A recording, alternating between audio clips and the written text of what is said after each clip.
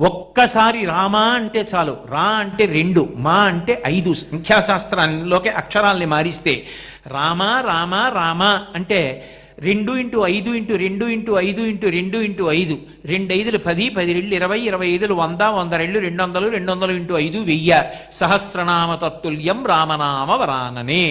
రామనామము రామనామము రమ్యమైనది రామనామము అండంలో 3 మాటలు రామ రామ రామ అన్నారు కాబట్టి విష్ణు సహస్రనామ స్తోత్రాన్ని పారాయణ చేసినట్టు. మీ అందరూ కూర్చుని ఓ 50 మాటలు రామనామం భజన చేసి వెళ్ళిపోయారు. ఎంత సంతోషంగా ఉంటుంది అర్చకులకి, ఎంత సంతోషంగా ఉంటుంది దేవాలయాలు నిర్మించిన వాళ్ళకి.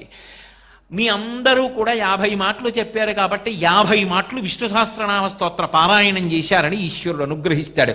జగద్గురువులు ప్రతిష్ఠ చేసిన క్షేత్రం కాబట్టి ఇక్కడ చేస్తే సహస్ర ఫలితం. అంటే ఒక్కసారి గోవిందా అన్నారనుకోండి,